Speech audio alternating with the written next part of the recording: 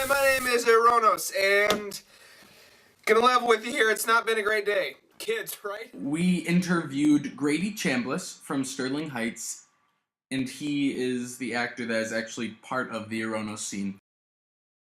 Some of the stuff that he was kind of talking about, and it fits really well with the Aronos stuff, is fate is not set in stone.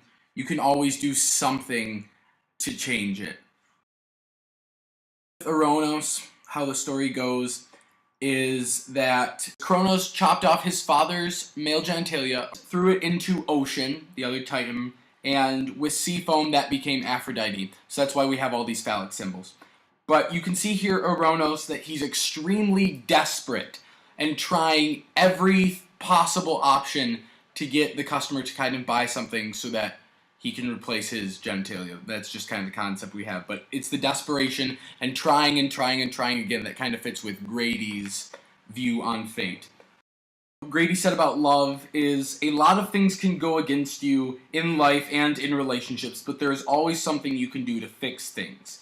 Bad things happen, it's just life, but there's always an alternative way to reach whatever your goal may be, because there's always something you can do to change whatever fate may be, so it's not set in stone. I don't have a lot of products. You can take one of these envelopes. These are the only things I really have in my general vicinity, because times is tough. Next, on the Trojan Shore. We interviewed Brian Haggerty of Waterford. He grew up in a strictly Catholic family, so a lot of teaching towards him was that God is in control of your life and in control of your fate, and it's already predestined. He knows what decisions you're going to make. What you also see is Aphrodite taking Helen and saying, "Hey, trust me," and takes her into the bedroom so that she's there for Paris. So she was completely in control of the whole situation. We made it more of a poker game for Menelaus and Paris, and that's how Menelaus would lose it, even though it was the decision that Paris chose Aphrodite as the most beautiful. Helen ends up going from Menelaus to Paris. Aphrodite was also in control of Paris winning the hand against Menelaus. This ties into our bit about Hades in the film. Hades is the one that decides your fate, and Hades decides when it is your turn to go.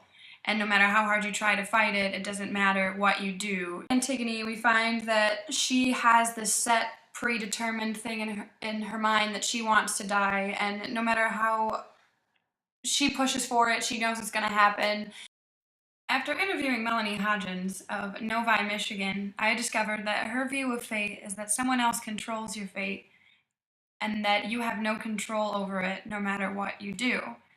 And that ties back into Hades and the whole idea that no matter what you try to do, you can't escape your fate.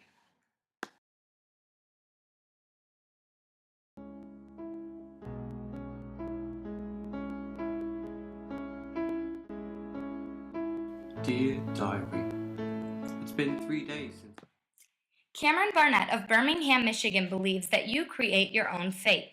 In 2011, Cameron applied to an ad to work as an extra in a major motion picture that was being filmed in Michigan.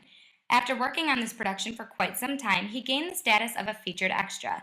He stated that through this experience, he realized his destiny was to become an actor, because this is where he felt most comfortable. Once we heard this story, we couldn't think of a better god than Dionysus to help explain Cameron's idea of fate. Aside from Dionysus being the god of wine and fertility, he is also the god of theater. Just like the Festival of Dionysus created a form of entertainment for the Greek community, Cameron has been inspired to become an actor to not only do what makes him happy, but also provide entertainment for his community.